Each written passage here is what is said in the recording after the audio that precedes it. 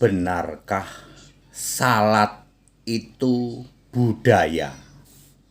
Saya Pendeta Henry Tandianta, Master of Bibliology Studies, akan memberi pencerahan ya Bapak Ibu Saudara ya, memberi pencerahan edukasi dalam bingkai toleransi Indonesia Pancasila.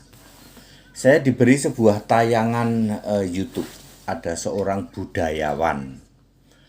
budayawan seniman itu berkata begini, saya itu satu yang saya tidak mau lakukan itu salat katanya. Padahal ya seniman budayawan ini mengaku beragama tertentu yang di dalam agama itu maaf kata mewajibkan salat. Tapi saya nggak mau salat Pak. Lalu terjadi dialog. Alasan utamanya sebenarnya sudahlah, saya mohon maaf ya, dia tidak mau di dalam salat itu menghadap ke arah tertentu, karena dia memahami Allah itu maha kuasa, ada di mana-mana. Jadi kami ini belum mau salat karena kami tidak mau salat itu menghadap ke arah tertentu. Gusti Allah itu kan ada di mana-mana. Itu logik sih, tapi itu urusan mereka. Itu logik urusan mereka.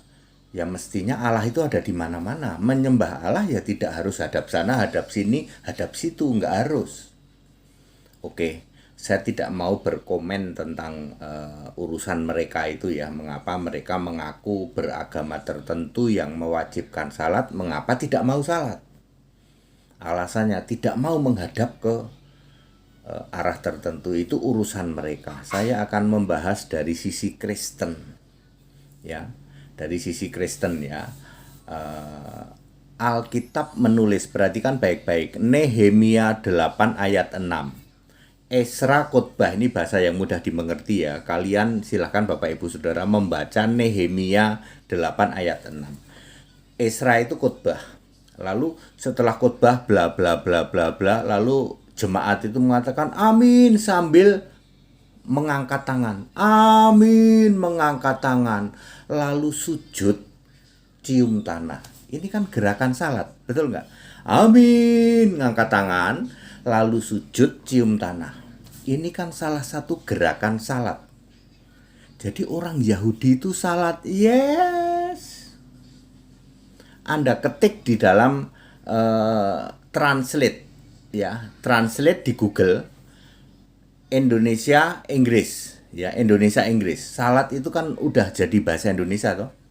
Salat atau solat, Anda ketik salat atau solat, nanti translate bahasa Inggrisnya pray, doa. Salat itu doa.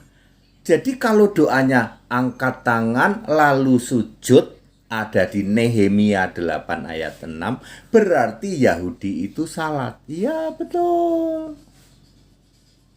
Ya, dia melakukan gerakan-gerakan untuk salat, yaitu angkat tangan. Perhatikan baik-baik Nehemia 8 ayat 6. Mereka menjawab amin sambil angkat tangan, lalu sujud, cium tanah. Nah, mukanya sampai ke tanah. Oke. Itu perjanjian lama. Jadi clear ya, Yahudi melakukan salat karena salat itu artinya doa. Mereka amin lalu sujud ya, memuji ya, berdoalah ya, memuji Tuhan Allah ya. Clear? Jadi Yahudi salat. Pemilik salat pertama kali adalah Yahudi.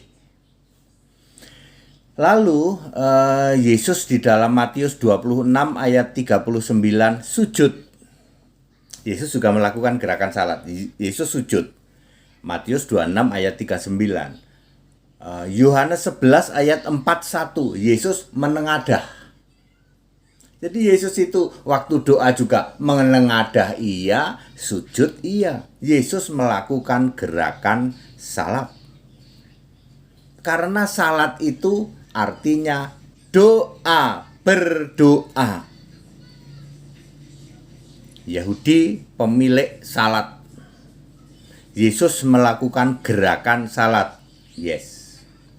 Kristen tidak. Ya, Kristen sujudnya tidak cium tanah. ya, seperti itu ya. Karena Yesusnya sudah Allah, ya. Jadi tidak cium tanah tetapi menengadah ke atas, hadap atas. Itu kalau Kristen. Lutut boleh saja ngedeprok, ya, ngedeprok ke lantai, tapi tangan hadap atas dan yang disembah Yesus Allah. Itu Kristen. Lalu sampai ke Kristen Arab. Kristen di tanah Arab, ya. Melakukan salat nggak? Salat. Anda pernah tahu salatnya orang Kristen Arab, ya? Berapa kali salatnya? Ada yang 7 waktu. Gerakannya kurang lebih sama. Ada angkat tangan, ada sujud.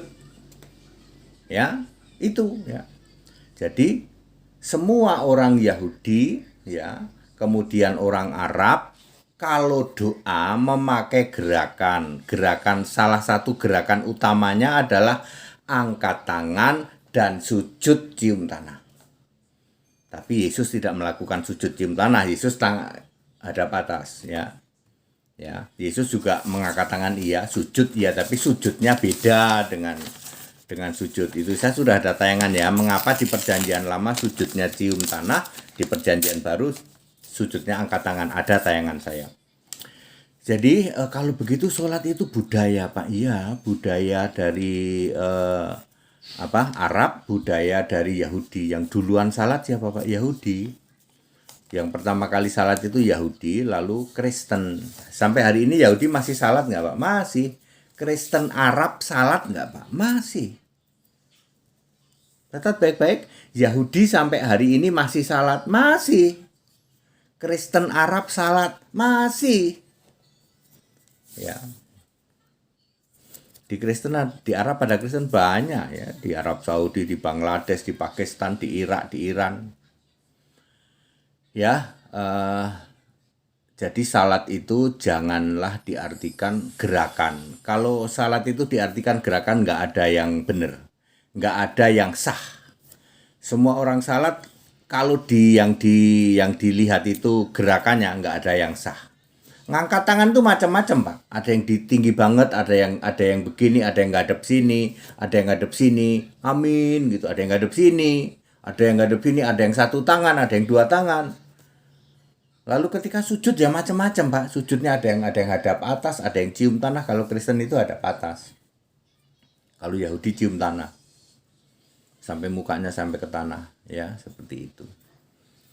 Oke, very clear ya. Jadi salat itu budaya, Pak. Ya, kalau salat itu adalah aturan agama tertentu, maka yang salat ya cuman agama mutok. Faktanya kan Kristen Arab salat, Yahudi salat sampai hari ini Yahudi salat, Kristen Arab juga salat, ya. Ya, silahkan Anda yang meyakini salat Anda silahkan. Saya tidak membahas itu. Saya membahas salat yang ada ayatnya di Alkitab. Berapa tadi? Nehemia 8 ayat 6, Matius 26 ayat 39, Yohanes 11 ayat 41 42. Wes itu dilengkan saja, Anda akan tahu orang Yahudi itu salat toh. Berarti pemilik salat itu siapa? Yahudi. Lalu masuk diadopsi oleh Kristen Arab.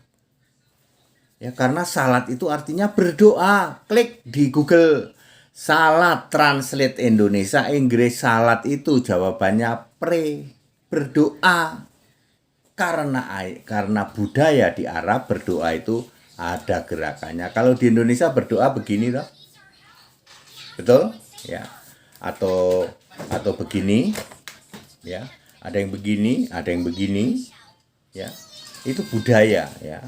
Kalau di Arab, salat itu berdoa itu pakai gerakan yang sering disebut salat itu. That it, ya, itu Alkitabiah. Segala hormat kemuliaan untuk Yesus Kristus. Kita Indonesia, kita Pancasila. Toleransi harus, keberagaman wajib disyukuri. Haleluya, amin.